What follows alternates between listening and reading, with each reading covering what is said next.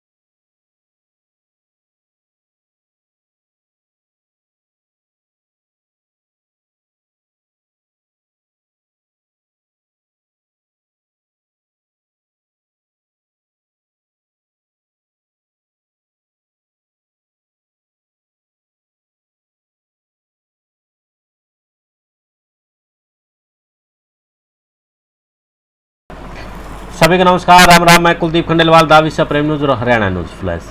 लोकसभा के चुनाव के आबो हवा अब कुछ गड़बड़ाने लगी है। जिस पर फिर शुरुआत के दौर की बात करें तो आबो हवा में कहीं ना कहीं भाजपा का भगवा रंग लहरा रहा था, लेकिन जैसे जैसे चुनाव नज़दीक आते जा रहे हैं, 3 चरण होते जा रहे हैं, इस भगवा चरण में शांति सी नज़र आने लगी है।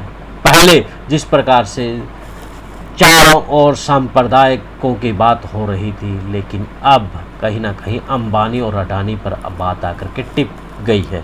400 पार का नारा देने वाले नरेंद्र मोदी पहले तो अपनी जो उपलब्धियां थी, चाहे कश्मीर को लेकर के लीजिए या फिर राम मंदिर को लेकर के लीजिए, जब उनसे भी काम नहीं चला तो फिर उन्होंने सांप्रदायिकता का सहारा लिया और सीधे तौर पर मुसलमानों को टारगेट किया। इसके बाद जब वहाँ पर भी डर ये लगा कि ये डरने वाले लोग नहीं हैं, लोग समझ गए हैं, तो दूसरा डर महिलाओं का निकाला और महिलाओं को डराने के लिए मंगलसूत्र का सहारा लिया कि मंगलसूत्र तक कांग्रेस वाले ले जाएंगे। लेकिन यहाँ पर भी नरेंद्र मोदी नहीं टिके। उसे लगा कि अब महिलाएं यहाँ डरने वाली नहीं है। उसने अगला पैटर्न फिर निकाला, फिर कहा कि आपके घर में 2 भैंस हैं तो 2 भैंस में से 1 भैंस कांग्रेस वाले ले जाएंगे। कितना डर फैलाने की कोशिश की गई, लेकिन फिर भी हाथ से मामला जाता नज़र आ रहा है। तभी तो अंबानी और अडानी का आज जिक्र 5 साल के बाद नरेंद्र मोदी के मुखमंडल पर आया है, जबकि महुआ मोएत्रा से लेकर के राहुल गांधी तक की अडानी मुद्दे पर उनकी सदस्यता रद्द कर दी गई, उनके ऊपर केस चलाए गए। जो भी अडानी की बात करे उसका खेल वो कर दिए।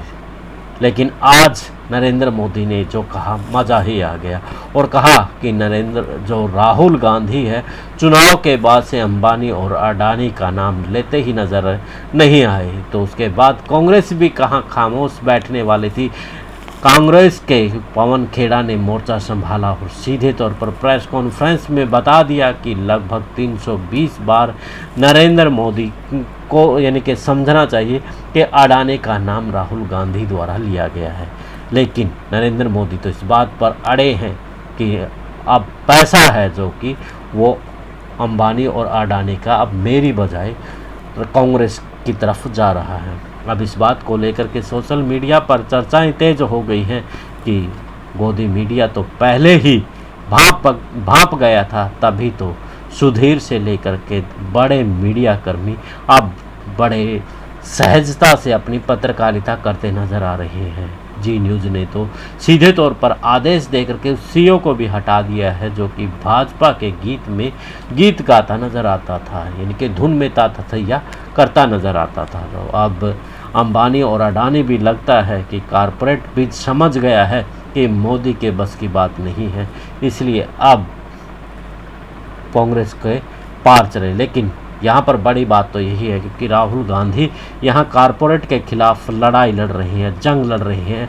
ऐलान जंग में सीधे तौर पर राहुल गांधी ने कहा है कि जैसा पैसा उन्होंने कमाया है वो आम जनता में जाएगा, आम जनता का पैसा आम जनता के पास जाएगा। सीधे तौर पर बात तो यही है कि राहुल गांधी का अब जो खेल है वो निराला नज़र आने लगा है और उससे नरेंद्र मोदी अब घबराने लगे हैं।